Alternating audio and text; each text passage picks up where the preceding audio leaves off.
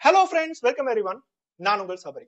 Kolkata doctor இந்த பேரை கடைசி 20 நாட்கள் பக்கமா யூடியூப் சேனல்ஸ், நியூஸ் ஆர்டிகல்ஸ் எல்லா இடத்துலயுமே பார்த்திருப்பீங்க. அந்த லெவலுக்கு ஒரு சீரியஸான விஷயம் தான் நம்ம நாட்டுல போயிட்டு இருக்கு. இந்தியால இருக்கிற எல்லா ஸ்டேட்டுமே வெஸ்ட் பெங்கால திருப்பி பார்க்கிற லெவலுக்கு தான் இந்த இன்சிடென்ட் போகுது.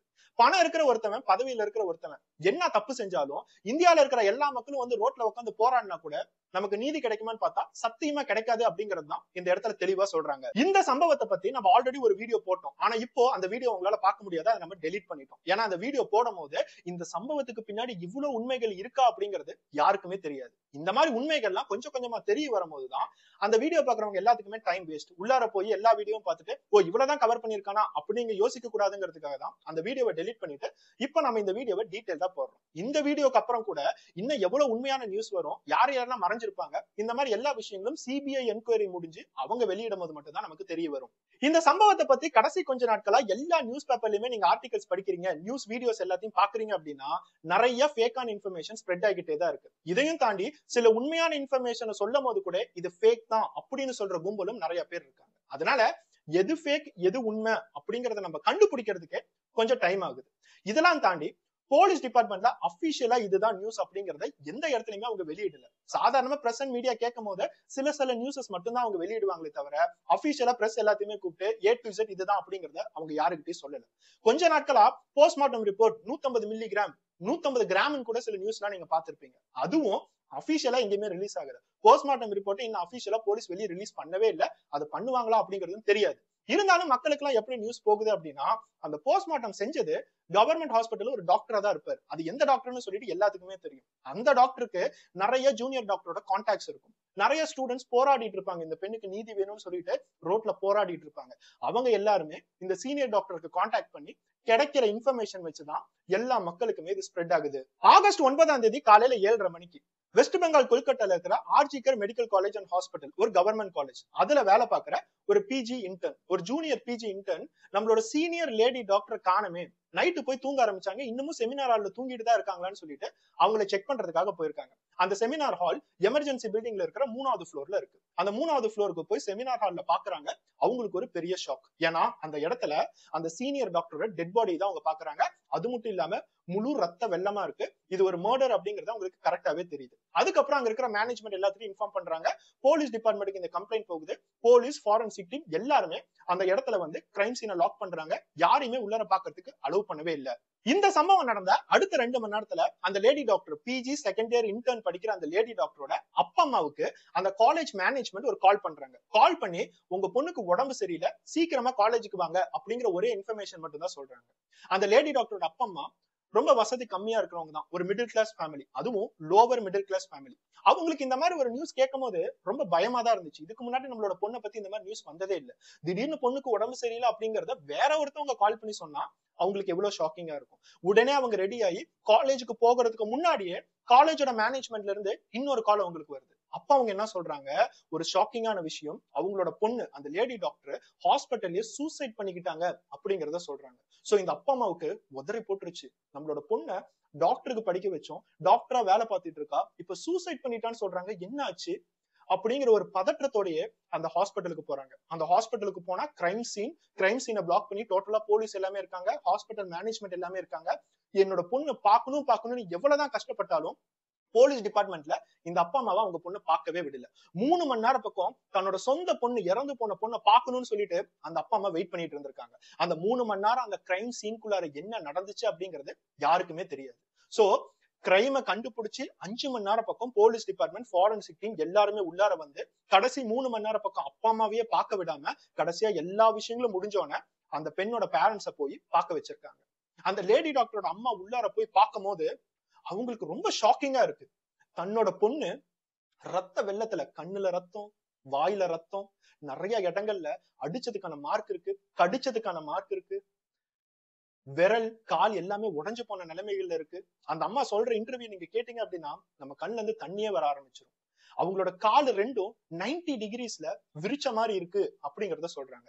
இது எல்லாத்தையுமே பார்க்கும்போது இது என்ன சூசைட் நினைக்கிறதுக்கு என்ன பைத்தியமா?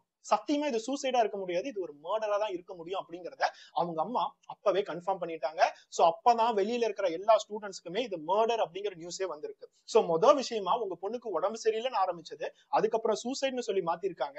அதுக்கப்புறம் டெட் பாடியை பார்த்ததுக்கு அப்புறம் அவங்களோட பேரண்ட்ஸ் இது ஒரு மர்டர் அப்படிங்கறத ஐடென்டிஃபை பண்ணிருக்காங்க. அதுக்கப்புறம் தான் இந்த பொண்ணோட உடம்புல இருக்கிற எல்லா மார்க்ஸையும் பார்க்கும்போது இந்த பொண்ணை யாரோ ரேப் பண்ணி தான் கொலை பண்ணிருக்காங்க அப்படிங்கறத கண்டுபிடிச்சு இது ஒரு ரேப் அண்ட் மர்டர் அப்படிங்கறத மாறி இருக்கு. இந்த நியூஸ் எல்லாமே வெளியே வரும்போது ஸ்டூடெண்ட்ஸ் எல்லாருமே கொந்தளிக்க ஆரம்பிச்சிட்டாங்க. ஒரு டாக்டருக்கே இந்த மாதிரி ஒரு நிலைமை அப்படின்னா எங்களுக்கு எல்லாம் என்ன பாதுகாப்பு இருக்குன்னு சொல்லிட்டு அந்த பெண்ணோட அப்பா அம்மா கூட நிறைய பேர் அங்கேயே வந்து ப்ரொடெஸ்ட் பண்ண ஆரம்பிச்சிட்டாங்க. ஏன்னா இந்த இடத்துல நிறைய பேர் ஈடுபட்டு இருக்காங்க, நிறைய விஷயங்களை மறைக்கணும்னு நினைக்கிறாங்க. இந்த மாதிரி எல்லா விஷயங்களுமே ஓப்பனாவே தெரியுது. சாதாரணமா இது ஒரு ரேப் அண்ட் மர்டர். அந்த ரேப் அண்ட் மர்டர் அப்படிங்கறத டைரக்டா ரேப் அண்ட் மர்டர்னு அனௌன்ஸ் பண்றதுக்கு இவ்வளவு நேரமா? ஃபர்ஸ்ட் உடம்பு சரியில்லைங்கிறீங்க, சூசைட் அப்படிங்கிறீங்க, அதுக்கப்புறம் மர்டர் அப்படிங்கிறீங்க, அதுக்கப்புறம் ரேப் உள்ளார கொண்டுட்டு வரீங்க. இதெல்லாம் தாண்டி திடீர்னு ஒருத்தன் சஞ்சய் ராய், அந்த சஞ்சய் ராயை கொண்டுட்டு வந்து இவன் ஒரு போலீஸ் சிவிக் வாலண்டியர், அதாவது ஃப்ரெண்ட்ஸ் ஆஃப் போலீஸ். இவன் டெய்லி இந்த ஹாஸ்பிட்டல்ல தான் வேலை பார்த்துட்டு இருப்பான். அவன் அந்த ஹாஸ்பிட்டல் ஒரு புரோக்கர். யார் யாரெல்லாம் பெட் வேணும்னு சொல்லிட்டு அந்த கவர்மெண்ட் ஹாஸ்பிட்டலுக்கு வராங்களோ அவங்க கிட்ட ஒரு கமிஷன் அடிச்சுட்டு பெட் எல்லாத்தையும் அரேஞ்ச் பண்ணி கொடுக்கறதாகவும் அவங்க கிட்ட எவ்வளவு காசை கறக்கிறதாகவும் இந்த மாதிரி எல்லா இல்லீகல் ஆக்டிவிட்டிஸும் பண்ணிட்டு இருப்பான். அவனை உள்ளார கூட்டிட்டு வந்து இவன் தான் உங்களோட பொண்ணை ரேப் பண்ணி கொலை பண்ணான் அப்படிங்கிற இன்னொரு ஷாக்கிங்கான விஷயத்த உள்ளார கொண்டுட்டு வந்தாங்க. நம்ம எல்லாருக்குமே சஞ்சய் ராய் அப்படிங்கிற ஒருத்தன் இந்த மாதிரி ஒரு பொண்ணை ரேப் பண்ணி கொலை பண்ணிட்டான், ஒரு டாக்டருக்கே இவ்வளவு பெரிய நிலைமையா அப்படிங்கறத பார்த்து நம்ம எல்லாருமே கொந்தளிச்சோம். அவனுக்கு கண்டிப்பா தூக்கு தண்டனை கொடுத்தே ஆகணும், டிலே பண்ணவே கூடாது இப்படிங்கிற எல்லா விஷயங்களுமே நம்ம பேச ஆரம்பிச்சோம். முக்கியமா சஞ்சய் ராயோட கேரக்டர் முதற்கொண்டு எல்லாத்தையுமே அனாலிசிஸ் பண்ண ஆரம்பிச்சாங்க. சஞ்சய் ராய்க்கு ஆல்ரெடி 3 கல்யாண பக்கம் நடந்திருக்கு. எல்லா வைஃப்மே இவன் செக்ஷுவல் டார்ச்சர் பண்றதுனாலதான் நாங்க இவனை டிவோர்ஸ் பண்ணிட்டு போயிட்டோம். அவனோட போன் எல்லாத்தையும் எடுத்து பார்க்கும்போது வைலண்ட் போர்னோகிராஃபி எல்லா விஷயங்களுமே இருக்கு. வைலண்டா ஒரு பொண்ணை என்னெல்லாம் பண்ண முடியும் அப்படிங்கறத அவன் வீடியோவா பார்த்துட்டு இருந்திருக்கான். இதனால இவனோட இன்டென்ஷனே வந்து ஒரு வைலண்ட் செக்ஸா தான் இருக்கும். அந்த வைலண்ட் செக்ஸ்னாலதான் இந்த டாக்டர் பாதிக்கப்பட்டிருக்காங்க. சோ இவன் தான் முழு குற்றவாளிங்கிறத ஆல்ரெடி எல்லா மக்களுமே அசம்ஷனுக்கு வந்துட்டாங்க. ஏன்னா போலீஸ் அந்த லெவலுக்கு தான் இன்ஃபர்மேஷன் வெளியே வர்றாங்க. சோ இப்போ ஒருத்தவன் அந்த டாக்டர் தனியா இருக்கும் போது அவங்கள ரேப் பண்ணிட்டான். இதோட கேஸ் க்ளோஸ். சிஎம் வெஸ்ட் பெங்காலோட சிஎம் மம்தா பானர்ஜி முதற்கொண்டு வந்து ப்ரொடெஸ்ட்ல கலந்துகிட்டு இவனுக்கு சத்தியமா தூக்கு தண்டனை கொடுத்தே ஆகணும், தூக்கு தண்டனைக்கு நான் என்னைக்குமே ஃபேவர் பண்ண மாட்டேன், எல்லாத்துக்கும் மரணம் அப்படிங்கிறது முடிவு இல்ல, இருந்தாலும் இந்த மாதிரி நாய்கள்லாம் தூக்கு தண்டனை தான் கொடுத்தாகணும்னு சொல்லிட்டு அவங்களும் ப்ரொடெஸ்ட் பண்ணிட்டு அவங்களோட ஆபீஸ்க்கு போயிட்டாங்க. சோ இப்போ நாட்கள் போய்கிட்டே இருக்கு. போலீஸ் ஏதாச்சும் ஸ்டெப் அடுத்தது வைப்பாங்களா? அந்த சஞ்சய் ராய் என்ன பண்ணுவாங்க? இதுக்கு பின்னாடி என்னெல்லாம் விஷயங்கள் நடந்துட்டு இருக்கு? இந்த மாதிரி ப்ரொடெஸ்ட் பாட்டுக்கு நடந்துகிட்டே தான் இருந்துச்சு. ஸ்டூடெண்ட்ஸ் எல்லாருமே எங்களோட ஃப்ரெண்ட் அந்த லேடி டாக்டருக்கு நீதி கிடைக்கிற வரைக்கும் நாங்க ரோட்டை விட்டு எந்திரிக்க மாட்டோம்னு சொல்லிட்டு ப்ரொடெஸ்ட் போய்கிட்டே தான் இருந்துச்சு. வெவ்வேறு காலேஜ்ல ப்ரொடெஸ்ட் பண்ண ஆரம்பிச்சாங்க. இந்த எல்லா விஷயங்களும் தெரிய வந்தோன்னே போலீஸ் அவங்களோட என்கொயரி ஆரம்பிக்கிறாங்க. இந்த சஞ்சய் ராய் அப்படிங்கிறவன் கொலகாரன், இந்த சஞ்சய் ராய் தான் ரேப் பண்ணிருக்கான் அப்படின்னா அதுக்கான எவிடன்ஸ் எல்லாத்தையுமே கொடுக்கணும்ல.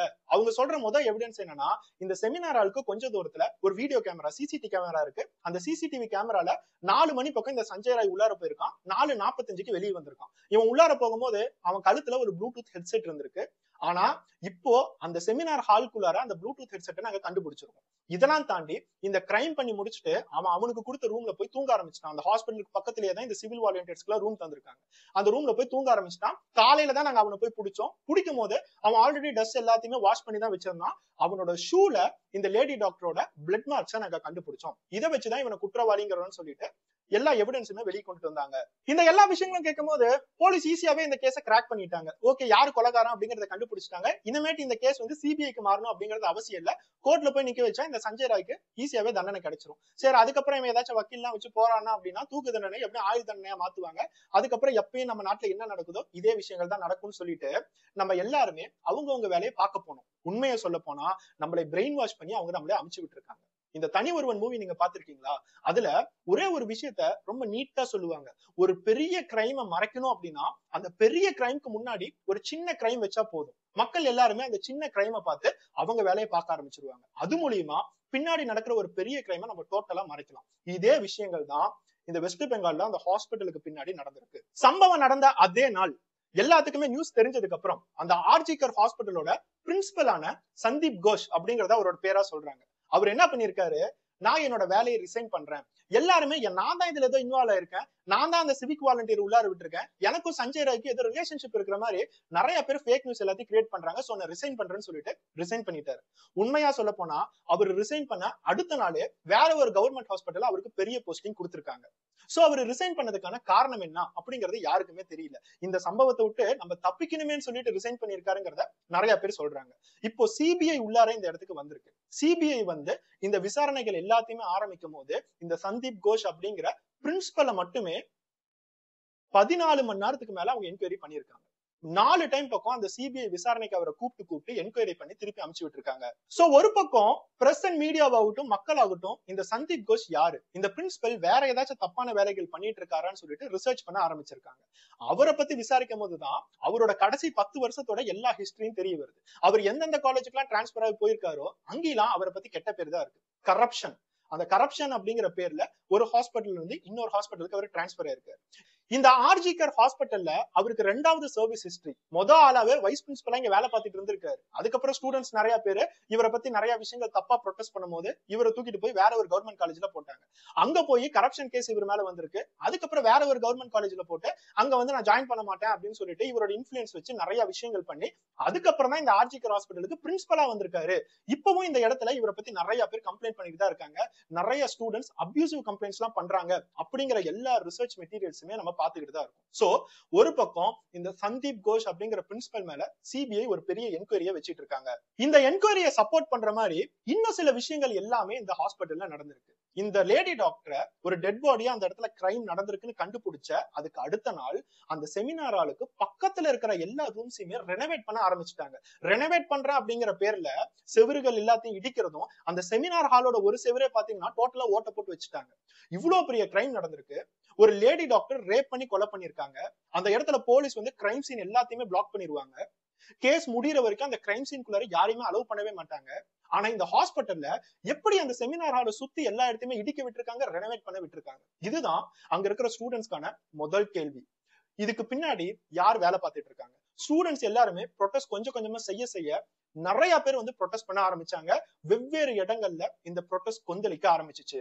கொஞ்ச நாளைக்கு முன்னாடி அந்த ஆர்ஜிகர் ஹாஸ்பிட்டலுக்கு முன்னாடி இந்த ப்ரொடெஸ்ட் நிறைய பேர் உண்மையா ஜஸ்டிஸ் கிடைக்கணும் அப்படிங்கறத பண்ணிட்டு இருக்கும் போது அந்த கூட்டத்துக்குள்ளார வேற ஒரு மாஃபியா வந்து கலந்துருக்கு.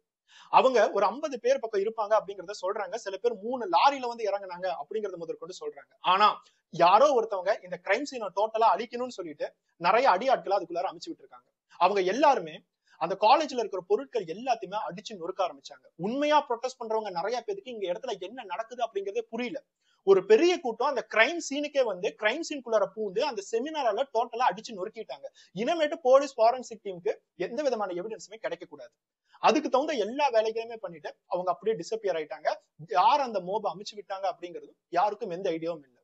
ஸ்டூடெண்ட்ஸ் எல்லாருமே யாரோ ஒருத்தவங்க பெரியாள் இந்த இடத்துல வேலை பார்த்துட்டு இருக்காங்க.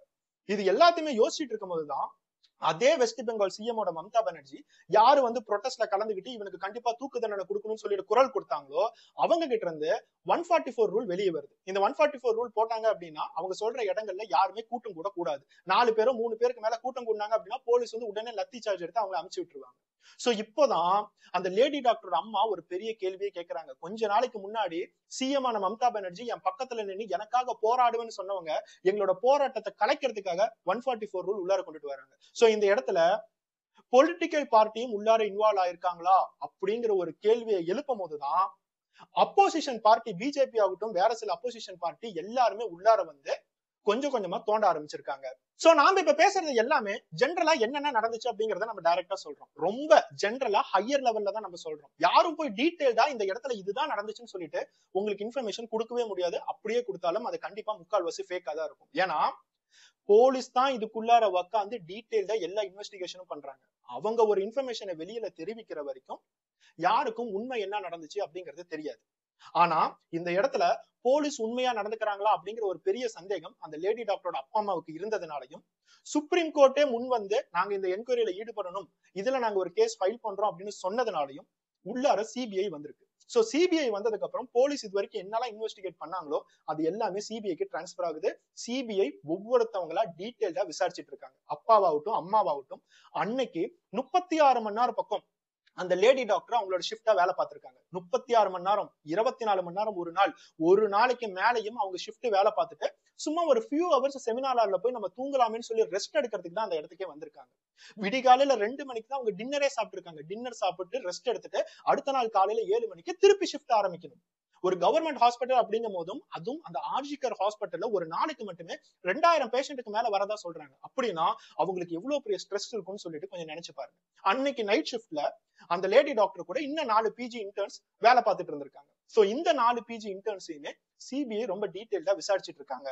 சோ இந்த மாதிரி எல்லா விஷயங்களுமே நாளுக்கு நாள் நமக்கு அப்டேட் கிடைச்சிட்டு வரும்போதுதான் நேத்துல இருந்து ஒரு ஸ்பெசிபிக்கான அப்டேட் கிடைச்சிட்டு வருது. போலீஸ் டிபார்ட்மெண்ட் ஆகட்டும், அந்த லேடி டாக்டரோட அப்பா அம்மா ஆகட்டும், எல்லாருமே போஸ்ட்மார்ட்டம் ரிப்போர்ட்டுக்கு தான் வெயிட் பண்ணிட்டு இருந்தாங்க. இந்த போஸ்ட்மார்ட்டம் ரிப்போர்ட் வந்துச்சு அப்படின்னாவே முக்கால்வாசி விஷயங்கள் எல்லாமே கிளாரிஃபை ஆயிடும். முக்கியமா அங்க இருக்கிற சில ஸ்டூடெண்ட்ஸ் கண்டிப்பா இது ஒருத்தவனால ரேப் பண்ணிருக்க முடியாது, இது பல பேர் ஈடுபட்டு இருக்காங்க, இது ஒரு கேங் ரேப்பா கூட இருக்கலாம், அந்த லேடி டாக்டரோட அப்பா அம்மா வேற எங்கேயோ கொலை பண்ணி ரேப் பண்ணி என்னோட பொண்ணு வந்து இங்க போட்டிருக்காங்க, இந்த மாதிரி நிறைய அலிகேஷன்ஸ் வச்சிட்டு இருக்காங்க. நிறைய ஸ்டூடெண்ட்ஸ் இந்த காலேஜ்ல சிசிடிவி கேமராவே ஒர்க் பண்ணாது, எங்க இருந்து போலீஸ் சிசிடிவி கேமராவை கண்டுபிடிச்சாங்க, இருக்கிற எல்லா சிசிடிவி கேமராவும் உடைச்சாச்சு, அப்படியே இருந்தாலும் அது ஒர்க் ஆகாது, திடீர்னு போலீஸ் வந்து சஞ்சய் ராய் உள்ளார போன சிசிடிவி கேமரா எவிடன்ஸ் இருக்குது, ஹெட்போனோட எவிடன்ஸ் இருக்கு, இந்த மாதிரி எல்லாத்தையும் சொல்றாங்க, நம்பவே முடியலையேன்னு சொல்லிட்டு அந்த லேடி டாக்டரோட ஃப்ரெண்ட்ஸ் வெளியே நின்று ப்ரொடெஸ்ட் பண்ணிட்டு இருக்காங்க. இதெல்லாம் தாண்டி அந்த லேடி டாக்டரோட முதுகெலும்பு, பெல்விக் போன், விரலு, கையெலும்பு இது எல்லாமே உடைக்கப்பட்டிருக்கு, அவங்களோட காலர் போன் முதற்கொண்டு உடைஞ்சிருக்கு. இந்த மாதிரி இனிஷியல் இன்ஃபர்மேஷனை வச்சு அங்க இருக்கிற மெடிக்கல் ஸ்டூடெண்ட்ஸ் எல்லாமே ஒருத்தவனால இது எப்படி செய்ய முடியும், இந்த சஞ்சய் ராய் அப்படிங்கிறவன் பாக்கிறதுக்கு எவ்வளவு ஒல்லியா இருக்கான், இவனுக்கு பார்த்தா ஒரு 50 கிலோ பக்கம் தான் இருக்கும், அந்த லேடி டாக்டருக்கு ஒரு 55ல இருந்து 60 கிலோ பக்கம் இருக்கும். இவன் அந்த லேடி டாக்டரை போய் ரேப் பண்ணும் போது அந்த டாக்டர் எதுவுமே பண்ணலையா, அவங்களால முடிஞ்சிருந்தா ஒரு 4-5 அடி இவனை அடிச்சு எப்பயோ துரத்துட்டு இருக்கலாமே. இவன் என்னதான் அந்த டாக்டரை வந்து ரேப் பண்ணியிருந்தாலும் இந்த லெவலுக்கு கொடூரமா அவனால அந்த இடத்துல செஞ்சிருக்கிறதுக்கு வாய்ப்புகளே இல்லை. அவன் உள்ளார போயிட்டு வெளியே வந்தது 4 மணிக்கு போயிட்டு 4:45க்கு வெளியே வந்தான்னு நீங்க சொன்னீங்க. வெறும் 45 நிமிஷத்துல ஒரு பெண்ணோட உடம்ப இந்த லெவலுக்கு ஒருத்தன் கொடூரமா செய்ய முடியுமா? நீங்க சொல்ற விஷயங்கள் எங்கேயுமே சாத்தியமே இல்லைன்னு சொல்லிட்டு நிறைய பேரு அப்பவே கேள்வி எழுப்பியிருக்காங்க. அவங்க எல்லாத்துக்குமே பதில் கிடைக்கிற மாதிரிதான் போஸ்ட்மார்ட்டம் ரிப்போர்ட்ல எல்லா விஷயங்களும் வந்திருக்கு. நம்ம முன்னாடியே சொன்ன மாதிரி போஸ்ட்மார்ட்டம் ரிப்போர்ட் அபிஷியலா யாரும் வெளிவிடல, அந்த போஸ்ட்மார்ட்டம் செஞ்ச டாக்டரோ இல்ல அவரோட கான்டாக்ட்ஸ் மூலியமா எல்லாமே வெளியே வந்திருக்கு. அவங்க சொன்ன முதல் விஷயம் என்ன அப்படின்னா, அந்த பெண்ணோட விரல் ஆகட்டும், காலர் போன் ஆகட்டும், உடம்பு பகுதிகள் எல்லா பகுதிகளாகட்டும், அவங்களோட வயிறு, உதடு, கண்ணு, இந்த மாதிரி எல்லா இடங்கள்லயுமே ரத்த கசிவுகள் இருக்கு, உடம்புக்குள்ளார ஏகப்பட்ட உள்காயங்கள் இருக்கு, போன்ஸ் எதுவுமே பிராக்சர் ஆகல அப்படிங்கறத அவங்க கன்ஃபார்ம் பண்ணிருக்காங்க. முதுகெலும்பு உடஞ்சு போயிடுச்சு, கையெலும்பு உடஞ்சு போயிடுச்சு, இந்த மாதிரி எல்லா விஷயங்களுமே ரூமர்ஸ் மூலியமா ஸ்ப்ரெட் ஆகுது. ஆனா போன்ஸ் டிஸ்லோகேட் ஆயிருக்கு, முக்கியமா அவங்களோட பெல்விக் போன். அந்த பெல்விக் போன் டிஸ்லோகேட் ஆகுற மாதிரி நிறைய பேர் பிடிச்சி அமுத்தும் போதுதான் அதோட டிஸ்லோகேஷன்லாம் ஆகும், ஒருத்தவனால அதெல்லாம் டிஸ்லோகேட் எல்லாம் பண்ண முடியாது. இந்த லேடி டாக்டரை குரூப்பா சேர்ந்துதான் யாரோ இந்த அளவுக்கு கொடூரமா கொலை பண்ணிருக்காங்க, கண்டிப்பா இது ஒரு கேங் ரேப்பா தான் இருக்கும் அப்படிங்கறத போஸ்ட்மார்ட்டம் ரிப்போர்ட்டோட பாயிண்ட்ஸ் எல்லாத்தையுமே வெளியில நம்ம பார்க்கும் போது மேட்ச் பண்ண முடியுது. அதை வச்சுதான் எல்லா மக்களுமே சொல்றாங்க. இந்த போஸ்ட்மார்ட்டம் ரிப்போர்ட்ல அவங்க உடம்புல என்னெல்லாம் பிரச்சனைகள் இருந்துச்சு அப்படிங்கறத தாண்டி இந்த பெண் ரேப் பண்ணி தான் கொலை பண்ணப்பட்டிருக்காங்க அப்படிங்கறத கன்ஃபார்ம் பண்ணிருக்காங்க, கழுத்தை நெரிச்சுதான் கொலை பண்ணிருக்காங்க அப்படிங்கறதும் கன்ஃபார்ம் ஆயிருக்கு, அவங்களோட நெக் போன் வந்து உடைஞ்சிருக்கு, அது மூலியமா தான் அவங்க இறந்திருக்காங்க மூச்சு விட முடியாம. இதெல்லாம் தாண்டி எல்லாருமே ரொம்ப டீப்பா கவனிக்கிற மாதிரி அந்த லேடி டாக்டரோட பிறப்புறுப்புல 150 மில்லிகிராம் ஸ்பெர்ம்ஸ் கிடைச்சிருக்கு அப்படிங்கறத நம்ம நியூஸா பாத்துட்டு இருந்திருக்கோம். இது போஸ்ட்மார்ட்டம் ரிப்போர்ட்லயே ஒன் ஆஃப் த பாயிண்டா இருக்கு அப்படிங்கறதும் சொல்லியிருக்காங்க.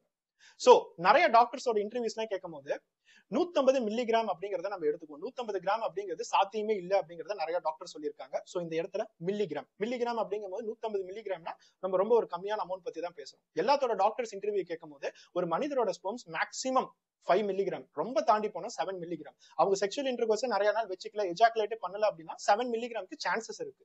ஆனா 150 மில்லிகிராம் அப்படிங்கறத நம்ம இப்ப பேசும்போது அது ஒரு கேங் ரேப், நிறைய பேர் சேர்ந்து அந்த பெண்ணை ரேப் பண்ணியிருந்தா மட்டும்தான் 150 மில்லிகிராம் வரைக்கும் போக முடியும். ஆனா 150 மில்லிகிராம் கூட வந்திருக்கிறதுக்கு வாய்ப்புகள் இல்ல. ஒருத்தர் 5 மில்லிகிராம் அப்படிங்கும் போது நம்ம 150 மில்லிகிராம பத்தி நம்ம பேசிட்டு இருக்கோம். அப்படின்னா இது ஒரு ஃபேப்ரிகேட்டட் எவிடன்ஸ். யாரோ ஒருத்தவங்க இந்த பெண் இறந்ததுக்கு அப்புறம் உள்ளார இந்த செமனை செலுத்தி இருக்கலாம். கொஞ்சம் யோசிச்சு பாருங்க, ஒரு பெண் காலை நல்லா விரிச்சு அவங்களோட பெல்விக் போன் எல்லாத்தையுமே டிஸ்லோகேட் பண்ணி பிறப்புறுப்புல இருந்து ரத்தம் வெளியே வருது, அவங்களோட உடம்பு ஃபுல்லாவுமே அவங்க எந்த லெவலுக்கு கொடூரமா பண்ணிருப்பாங்க. அவ்வளவு ஒரு ரத்த வெள்ளத்துல ஒருத்தன் வந்து இந்த பெண்ணை ரேப் பண்ண அப்படின்னா ரேப் பண்ண அவனால முடியுமா? சத்தியமா அவனுக்கு எரெக்ட் கூட ஆகிறதுக்கு சான்சஸ் இல்ல. சோ அப்படிங்கும் போது எப்படி அந்த 150 மில்லிகிராம் செமன் உள்ளார ஏறி இருக்கும்? கண்டிப்பா இவங்க உள்ளார இன்ஜெக்ட் தான் பண்ணிருப்பாங்க. இது ஒரு ஃபேப்ரிகேட்டிவ் எவிடன்ஸ் ஆக்குறதுக்காக மட்டும்தான் இந்த மாதிரி எல்லா விஷயங்களும் பண்ணிருக்காங்க அப்படிங்கறத நிறைய டாக்டர்ஸ் வந்து வெளியே தெரிவிக்கிறாங்க.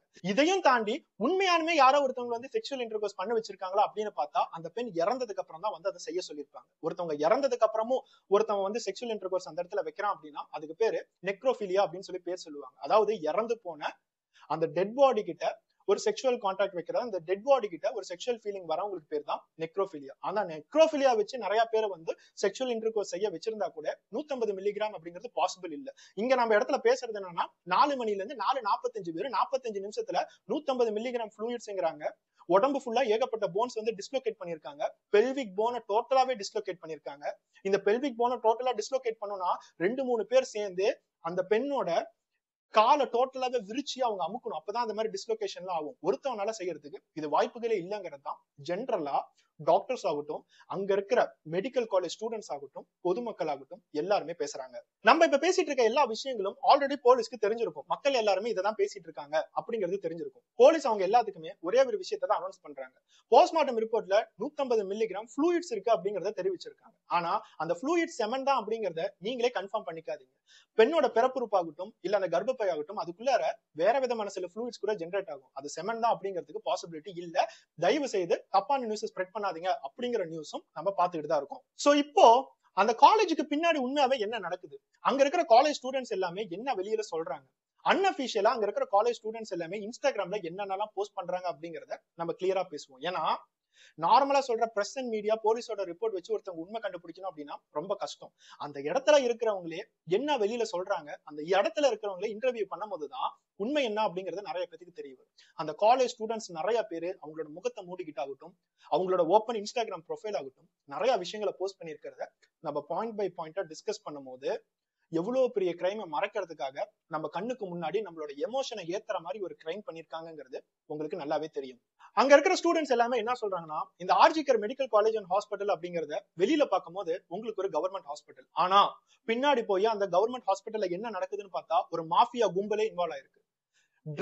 ட்ரக் அப்படிங்கிற விஷயத்த எல்லா இடத்துலயுமே டிஸ்ட்ரிபியூட் பண்றதுக்கு அந்த இடத்துல ஒரு பெரிய மாஃபியா கும்பலே இருக்கு. அவங்களை யாராலுமே எதிர்க்க முடியாது. ஜூனியர் ஸ்டூடெண்ட்ஸ் ஆகட்டும், சீனியர் ஸ்டூடெண்ட்ஸ் ஆகட்டும் எல்லாத்தையுமே ட்ரக் அடிக்ட் பண்ண வைக்கிறதுக்கு அவங்க எல்லா வேலைகளுமே பண்றாங்க. இதையும் தாண்டி போனோகிராஃபி ஆகட்டும், பான் வீடியோஸ் முதற்கொண்டு அங்க இருந்து நிறைய ஸ்ப்ரெட் ஆகுது. ஹாஸ்பிட்டலுக்கு வரக்கூடிய பேஷண்ட்ஸ் ஆகட்டும் அவங்களே முதற்கொண்டு இவங்க மிஸ்யூஸ் பண்ணிட்டு இருக்காங்க. இந்த மாதிரி நியூஸஸும் அந்த காலேஜோட ஸ்டூடெண்ட்ஸ் அன்அபிஷியலா வெளியே விட்டுக்கிட்டு தான் இருக்காங்க. இதெல்லாம் தாண்டி அந்த இடத்துல செக்ஸ் டிராபிக், ப்ராஸ்டியூஷன் இந்த மாதிரி எல்லா விஷயங்களுக்குமே ஒரு சென்டர் ஹப்பா அந்த ஹாஸ்பிட்டலுக்கு பின்னாடி இருக்க மாஃபியா கேங் இருக்கு. அவங்களை எதிர்த்து தான் இந்த லேடி டாக்டர் சண்டை போட்டுட்டு இருந்திருக்காங்க. கண்டிப்பா இது எல்லாத்துக்குமே ஒரு ஃபுல் ஸ்டாப் வச்சே ஆகணும்னு சொல்லிட்டு அந்த லேடி டாக்டர் எவ்வளவோ போராடி இருக்காங்க. இது மாச கணக்குல நடந்துட்டு இருக்கு. மாச கணக்குல நடந்ததுக்கு அப்புறம் இவங்களை நம்மளால நிறுத்தவே முடியாது, நம்ம எல்லாத்தையுமே இவங்களை வெளியே காட்டிடுவாங்களா அப்படிங்கிற ஒரு பயத்துலதான் இந்த மாஃபியா கும்பல் அவங்களை கொலை பண்ணிருக்காங்க அப்படிங்கிற ஷாக்கிங்கான இன்ஃபர்மேஷனை அந்த காலேஜ் ஸ்டூடெண்ட்ஸ் சொல்ற எல்லாத்தையுமே நம்ம கேட்டுட்டு தான் இருக்கும். அந்த காலேஜ் ஸ்டூடெண்ட்ஸ் இந்த நம்ம மாஃபியான்னு சொல்றோம் பாத்தீங்களா, பின்னாடி இருக்க கும்பல், அந்த கும்பல்ல இந்த பிரின்சிபலும் ஒன் ஆஃப் த மெம்பர் தான். ஏன்னா அவருக்கும் இந்த இடத்துல ஷேர் போகுது, நிறைய பொலிட்டிக்கல் பார்ட்டிஸ்க்கும் இந்த இடத்துல ஷேர் போகுது. சில பேர் அந்த மம்தா பானர்ஜி தான் இதுக்கு பின்னாடி எல்லாமே இருக்காங்க, அவங்களா வந்து முன்னாடி ப்ரொடெஸ்ட் பண்றாங்க, பின்னாடி அவங்களா எல்லா வேலைகளுமே செய்யறாங்க, இப்படிங்கிற ஒரு இன்ஃபர்மேஷனையும் எல்லா இடத்துலயுமே தெரிவிச்சுக்கிட்டு தான் இருக்காங்க. ஒரு பெரிய சோசியல் மீடியா ஆக்டிவிஸ்ட் முதற்கொண்டு அரெஸ்டும் பண்ணிருக்காங்க. நீங்க சிஎம் ஆன மம்தா பானர்ஜிக்கு கொலை மிரட்டல் விட்டுருக்கீங்க, அதையும் தாண்டி அந்த லேடி டாக்டரோட ஐடென்டிட்டி எல்லாத்தையுமே வெளியே சொல்லியிருக்கீங்க, பேர் சொல்லியிருக்கீங்க, போட்டோ விட்டுருக்கீங்க, அதனால அவங்களை அரெஸ்ட் பண்றேன்னு சொல்லிட்டு அவங்களையும் அரெஸ்ட் பண்ணி டோட்டலா அந்த சோசியல் மீடியாவை லாக் பண்ணிட்டாங்க. முதல் விஷயம், இதை பத்தி நம்ம பேசுறதாகட்டும், வேற சில வீடியோஸ்ல நீங்க இன்வால்வ் ஆயிருக்கீங்களாகட்டும், எந்த இடத்துலயுமே இந்த லேடி டாக்டரோட உண்மையான பேரு போட்டோ இதை நீங்க பார்க்கவே மாட்டீங்க. போட்டோஸ் எல்லாம் பிளர் அடிச்சு போடுவாங்க, இல்ல அப்படின்னா பேரை டோட்டலா மாத்தி கொடுப்பாங்க. நிறைய ப்ரொஃபைல்ல உண்மையாலுமே அவங்களோட போட்டோ அவங்களோட பேர் எல்லாத்தையும் உங்களால பார்க்க முடியும். பட் அது சட்டப்படி தப்பு. சுப்ரீம் கோர்ட்டோட ஆர்டர் படி இந்தியால எந்த பெண்மணி ஆகட்டும், குழந்தையாகட்டும், செக்ஷுவல் அசால்ட் இந்த மாதிரி ஏதோ ஒரு விஷயத்துல விக்டிமா இருக்காங்க அப்படின்னா அவங்களோட போட்டோ ஆகட்டும், அவங்களோட பேராகட்டும், அவங்களோட இன்ஃபர்மேஷன் எதையுமே நம்ம வெளியில ஷேர் பண்ணவே கூடாது. சோ இந்த ஹாஸ்பிட்டலுக்கு பின்னாடி இந்த மாதிரி ஒரு மாஃபியா கேங் எல்லாமே ஆர்கனைஸ் ஆயிட்டு இருக்கும் போது அதுல ஸ்டூடெண்ட்ஸும் நிறைய பேர் இருக்காங்க. அந்த ஸ்டூடெண்ட்ஸ்ல ஒரு 3 சீனியர் பசங்களை போட்டோவோட போட்டு ஒரு பொண்ணு அவங்களோட இன்ஸ்டாகிராம்ல போஸ்ட் பண்ணிருக்காங்க. இந்த 3 பசங்களும் எங்களோட சீனியர், இந்த மாஃபியா கேங்ல one of the important member. அதுல ஒரு பையன் ஒரு எம்பியோட பையன்.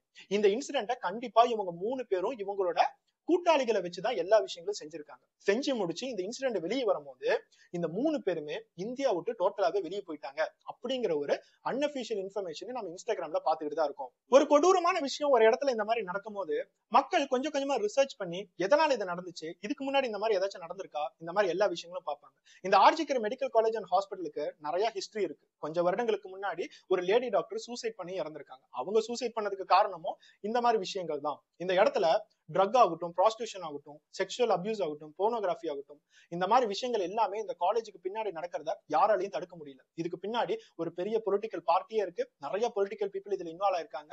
சோ இவங்க எல்லாருமே இன்வால்வ் ஆயிருக்கும் போது இந்தியாவில இருக்கிற எல்லா மக்களும் உட்காந்து ப்ரொடெஸ்ட் பண்ணிட்டு ஜஸ்டிஸ் வேணும் ஜஸ்டிஸ் வேணும்னு கத்தனா கூட இவங்க அதை வெளியில வரதுக்கு விட மாட்டாங்க. அந்த லெவலுக்கு தான் எல்லா இன்ஃபர்மேஷன் ஃபேப்ரிகேட் பண்ண எவிடன்ஸ் ஆகட்டும், உண்மையா இருக்கிற எவிடன்ஸ் ஆகட்டும், எல்லாத்தையுமே அவங்க அழிக்கிறதுக்கு ட்ரை பண்றாங்க. தேவையில்லாம ஒரு கும்பல் வந்து அந்த கிரைம் ஏரியாவை டோட்டலா டெஸ்ட்ராய் பண்ணணும் அப்படின்னா எவ்வளவு ஒரு பெரிய ஆள் பின்னாடி இருந்திருப்பாரு. அந்த பெரிய ஆள் யாரு அப்படிங்கறத இன்னும் யாருக்கும் தெரியல. ஒவ்வொரு பார்ட்டியும் உள்ளார வந்து அவங்களோட வேலையை பாக்குறாங்க. இது கண்டிப்பா பொலிட்டிக்கல் பார்ட்டியில இருக்கிற ஒரு எம்பி தான், அப்போசிஷன் பார்ட்டியில இருக்கிற ஒரு எம்பி தான், டிஎம்சி தான், பிஜேபி தான். இந்த மாதிரி எல்லா விஷயங்களும் வெஸ்ட் பெங்கால்ல ஒரு பெரிய விளையாட்டா போய்கிட்டு தான் இருக்கு. நம்ம இப்ப பேசிட்டு இருக்க இன்ஃபர்மேஷன் கூட நார்மலா காலேஜ் ஸ்டூடெண்ட்ஸ் மட்டும் இல்ல, பொதுமக்கள் மட்டும் இல்ல, ப்ரொடெஸ்ட் பண்ற பீப்புள் மட்டும் இல்ல, நிறைய ரூலிங் அண்ட் அப்போசிஷன் பார்ட்டியோட எம்பிஸ் முதற்கொண்டு இதை பெருசா தெரிவிச்சிருக்காங்க. அவங்க நியூஸ்ல இது எல்லா விஷயங்களும் சொல்லியிருக்காங்க. ஒன் ஆஃப் த எம்பி இந்த ஆர்ஜிகர் மெடிக்கல் காலேஜ்ல ஆர்கன் திருடி வித்திட்டு இருக்காங்க. இது பல வருடங்களா போயிட்டு இருக்கு. இது எல்லாத்துக்குமே காரணம் அங்க இருக்கிற பிரின்சிபலான சந்தீப் கோஷ் அப்படிங்கறத சொல்லியிருக்காங்க. போலீஸ் உடனே அவங்க மேல முதற்கொண்டு கேஸ் ஃபைல் பண்ணிருக்காங்க. உங்ககிட்ட எவிடன்ஸ் இருக்கா, எதை வச்சு நீங்க சொல்றீங்க அப்படிங்கறத. சோ இப்ப நம்ம எல்லாத்துக்குமே இந்த சம்பவத்துல இது வரைக்கும் என்ன நடந்துச்சு, இப்ப இங்க என்ன நடந்துட்டு இருக்கு, யார் இதுக்கு காரணம், இந்த மாதிரி எல்லா விஷயங்களும் கொஞ்சம் கொஞ்சம் தெளிவா புரிஞ்சிருக்கும். தவிர உண்மையானுமே இதுக்கு பின்னாடி யார் இருக்காங்க, இதுக்கு பின்னாடி ஒரு பொலிட்டிக்கல் பார்ட்டி இருக்கா, பெரிய ஆள் இருக்கா அப்படின்னு கேட்டா சத்தியமா சிபிஐ கூட கண்டுபிடிக்க முடியும் அப்படிங்கறது எங்களுக்கு தெரியல. இந்த இடத்துல சிபிஐயோட பார்வை அந்த பிரின்சிபல் மேலதான் மெயினா இருக்கு. ஏன்னா அந்த சந்தீப் கோஷ் அப்படிங்கிற பிரின்சிபலை மட்டும்தான் சிபிஐ நிறைய விதத்துல விசாரணை பண்ணிட்டு இருக்காங்க. இந்த சஞ்சய் ராய் அப்படிங்கிறவனை பார்த்தா அவன் ஒரு பெயிட், அவன் வந்து ஒரு ஆடு வெட்டுறதுக்காக வச்சிருக்காங்க. அவங்ககிட்ட முன்னாடியே தேவையான டிரான்ஸ்பர் எல்லாத்தையுமே பண்ணி கொண்டுட்டு வந்திருக்காங்க அப்படிங்கிறது தான் புரிய வருது. ஏன்னா போலீஸ்ல மாட்டின முதல் நாளே அவன் சொன்ன ஒரே குரல் என்னன்னா, என்னை தூக்குல போடணும்னா தூக்குல போட்டுக்கோங்க அப்படிங்கறத அவன் தைரியமா சொல்லியிருக்கான். அப்படின்னா அவன் எப்பேற்பட்ட சைக்கோவா இருப்பான். சிபிஐ டிபார்ட்மெண்ட் சைக்காலஜிஸ்ட முதற்கொண்டு கொண்டுட்டு வந்து இந்த சஞ்சய் ராய் அப்படிங்கிறவனை டெஸ்ட் பண்ணிருக்காங்க. ஏன்னா சைக்காலஜிக்கலா இவனுக்கு ஏதாவது ப்ராப்ளம் இருக்கா, ஒரு பெண்ணோட உடம்பை இந்த லெவலுக்கு துன்புறுத்தி இருக்கானே, இவன் சைக்கோவா அப்படிங்கறத முதற்கொண்டு பாத்திருக்காங்க. ஆனா சத்தியமா ஒரு பெண்ணோட உடம்பை இந்த லெவலுக்கு துன்புறுத்துறதுக்கான சைக்கோத்தனம் அவன்கிட்ட இல்ல. அவன் ரொம்ப கிளியரா தான் இருந்திருக்கான். அவனுக்கு 3 கல்யாணம் நடந்தாலும் சரி, 4 கல்யாணம் நடந்தாலும் சரி, இதை பண்றதுக்கான பாசிபிலிட்டி இல்ல அப்படிங்கறத முதற்கொண்டு நியூஸா நம்ம வெளியே பார்த்துட்டு தான் இருக்கோம். சோ இப்ப சிபிஐயோட விசாரணை என்ன நடக்கும், அந்த சிபிஐ அடுத்தது யாரை ரிமாண்ட் பண்றாங்க, ஜெயில ஒருத்தவங்களை ரிமாண்ட் பண்ணும் போதுதான் குற்றவாளி யாரு அப்படிங்கறது நமக்கு நிஜமாவே தெரியும். சோ இந்த இடத்துல அந்த பிரின்சிபல் ஈடுபட்டிருக்காரா, இந்த பிரின்சிபலை கூட நிறைய பேர் நிறைய விதமா பேசிட்டு இருக்காங்க. ஆனா சிபிஐ அனௌன்ஸ் பண்ற வரைக்கும் இந்த பிரின்சிபல் கூட குற்றவாளி தானா அப்படிங்கிறது நமக்கு தெரியாது. இதுக்கு முன்னாடி அவர் ஏபிசி என்ன குற்றத்தை வேணாலும் பண்ணிருக்கலாம். அவர் அந்த குற்றத்தை எல்லாம் பண்ணாருங்கிறதுக்காக இந்த குற்றத்தையும் பண்ணாரா அப்படின்னா அது சிபிஐ தான் வெளியில நமக்கு தெரிவிக்கணும். இந்த சம்பவம் கொஞ்சம் கொஞ்சமா வளர்ந்து இந்தியா முழுக்க நிறைய ஹாஸ்பிட்டல் ஆகட்டும், இந்தியன் மெடிக்கல் அசோசியேஷன் மெம்பர்ஸ் ஆகட்டும், எல்லாருமே ப்ரொடெஸ்ட் பண்ணிட்டு தான் இருக்காங்க. அவங்க தெரிவிக்கிறது எல்லாமே ஒரே ஒரு விஷயம் தான். இந்த டாக்டர் ப்ரொஃபஷன் ஆகட்டும், நர்ஸ் ப்ரொஃபஷன் ஆகட்டும், இந்த 2 ப்ரொஃபஷன்ல மட்டும்தான் பேஷண்ட் கிட்ட போய் ரொம்ப க்ளோஸா அனலைஸ் பண்ண வேண்டியிருக்கும். ஒரு பேஷண்ட்டுக்கும் அவங்களுக்கும் இந்த லெவலுக்கு தான் கேப் இருக்கும். ஒரு லேடி டாக்டர் அப்படிங்கும் போது ஒரு ஆள் வந்து அவன் நிர்வாணமா நின்னாலும் சரி, அவனோட ஆணுறுப்பை தொட்டு அனலைஸ் பண்ணணும் அப்படின்னாலும் அந்த லேடி டாக்டர் செஞ்சுதான் ஆகணும். ஏன்னா டாக்டர் அப்படிங்கும் போது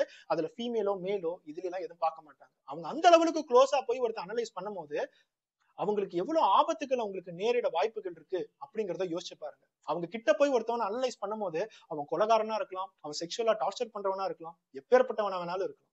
80% ஆஃப் த லேடி டாக்டர்ஸ் நாங்க எந்த லெவலுக்கு ஒரு துன்பத்தை அனுபவிக்கிறோம்னு சொல்லிட்டு உங்களுக்கு தெரியாது. எத்தனையோ பேஷண்ட் எங்களை கண்ணால பார்த்தே கற்பழிக்கிறாங்க. கண்ணால பார்த்தே கற்பழிக்கிறதுன்னு சொல்லுவாங்க பாத்தீங்களா, அந்த டாக்டரை கிட்ட வந்து அனலைஸ் பண்ணும் போது அவன் அந்த டாக்டரை டோட்டலாவே பார்த்து ரசிக்க ஆரம்பிப்பான். நிறைய பேர் தப்பா முதற்கொண்டு நடந்துக்க முயற்சி பண்ணுவாங்க. இந்த மாதிரி நிறைய லேடி டாக்டர்ஸ் அவங்களுக்கு நடந்த எக்ஸ்பீரியன்ஸை வெளியே ஷேர் பண்றாங்க. இந்த மாதிரி கிரைம்ஸ்க்குலாம் என்னதான் முடிவு, ஒரு லேடி டாக்டர் 36 மணி நேரம் ஷிஃப்ட் பார்த்துட்டு ஒரு செமினார் ஹால்ல போய் தூங்குறாங்க. ஆனா இந்த இடத்துல ரேப் பண்றதா சொல்லப்படுறவன், ஃப்ரெண்ட்ஸ் ஆஃப் போலீஸ் அப்படின்னு சொல்லப்படுறவன், அவனுக்கு தனியா ஒரு ரூமே கொடுத்திருக்காங்க படுக்கிறதுக்கு. அப்ப டாக்டருக்கு இவ்வளவுதான் மதிப்பா?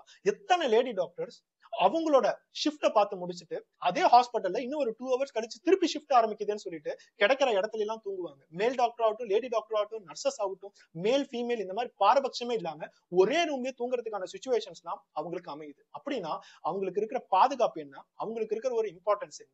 டாக்டர் அப்படிங்கிற ஒரு சேவை கடவுளுக்கு இணையா பார்க்கக்கூடிய ஒரு விஷயம். கடவுள் நமக்கு உயிர் தராரு. ஆனா அந்த உயிர் போகாம பாத்துக்கிறது என்னமோ அந்த டாக்டர் தான். அந்த டாக்டருக்கு என்ன மாதிரி நம்ம ஒரு பாதுகாப்பு தரணும், என்ன மாதிரி ஒரு மரியாதை தரணும். அந்த எந்த பாதுகாப்புமே இல்லாததுனாலதான் இந்த லேடி டாக்டர் இந்த மாதிரி ஒரு நிலைமையில இருக்காங்க. அடுத்த ஒரு லேடி டாக்டருக்கு இந்த மாதிரி நிலைமை வரக்கூடாது அப்படின்னா இந்த டாக்டர்ஸோட ப்ரொடெஸ்ட்ல நம்மளால முடிஞ்ச சப்போர்ட்டை பண்ணுவோம்னு சொல்லிதான் இந்த வீடியோவை நம்ம மெயினா போஸ்ட் பண்றோம். அந்த லேடி டாக்டருக்கு ஜஸ்டிஸ் கிடைக்குமா இல்லையா அப்படிங்கிறது நம்ம கையில இல்ல. நம்ம போராடினாலும் ஜஸ்டிஸ் கிடைக்குமா அப்படிங்கிறது நமக்கு தெரியாது. அப்படியே ஜஸ்டிஸ் கிடைச்சாலும் எத்தனை வருஷம் ஆகும் அப்படிங்கிறது நமக்கு புரியாது. ஆனா அட்லீஸ்ட் இனிமேட்டு எந்த லேடி டாக்டரும் இந்த மாதிரி ஒரு நிலைமைக்கு ஆளாக கூடாது. இனிமேட்டு எந்த லேடி டாக்டரும் அவங்களுக்கு வரக்கூடிய பேஷண்ட் ஆகட்டும், பேஷண்டோட ரிலேட்டிவ்ஸால பாதிக்கப்படக்கூடாது. இனிமேட்டு எந்த லேடி டாக்டரும் நான் கண்டிப்பா நைட் ஷிஃப்ட் போக மாட்டேன் அப்படிங்கறத சொல்லக்கூடாது. அப்படின்னா அவங்களுக்கு தேவையான பாதுகாப்பை நம்ம செஞ்சு தந்துதான் ஆகணும். அதுக்கு கவர்மெண்ட் ஏதாச்சும் ஸ்டெப்ஸ் எடுப்பாங்களா? ஒவ்வொரு ஸ்டேட்ல ஆகட்டும், ஒவ்வொரு ஸ்டேட் கவர்மெண்ட்டும் அந்த கவர்மெண்ட் காலேஜ், கவர்மெண்ட் ஹாஸ்பிட்டல் இருக்கிற டாக்டர்ஸ்க்கு ஏதாச்சும் ஸ்டெப் எடுப்பாங்களா அப்படிங்கறத நம்ம பார்ப்போம். பிரைவேட் ஹாஸ்பிட்டல்ல தேவையான எல்லா வசதிகளுமே பண்ணி தருவாங்க. ஏன்னா பிரைவேட் கிட்ட எப்பயுமே அதுக்கான காசு எல்லா விஷயங்களும் இருக்கும். ஆனா கவர்மெண்ட் ஹாஸ்பிட்டல்ல அவங்களுக்கு தேவையான ஃபண்ட் இருக்கா அப்படிங்கிறது நமக்கு தெரியாது.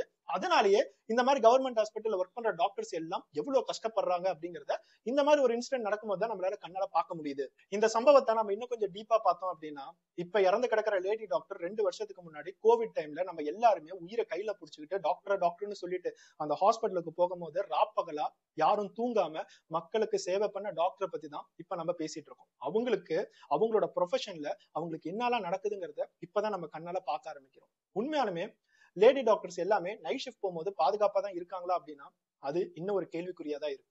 அந்த கேள்விக்குறிக்கு உண்மையாலுமே ரெசல்யூஷன் கிடைக்குமா அப்படிங்கறத ஒவ்வொரு கவர்மெண்ட், நம்ம இந்தியன் கவர்மெண்ட் தான் முடிவு பண்ணணும். நெக்ஸ்ட் ஒரு வீடியோட பார்ப்போம். பை.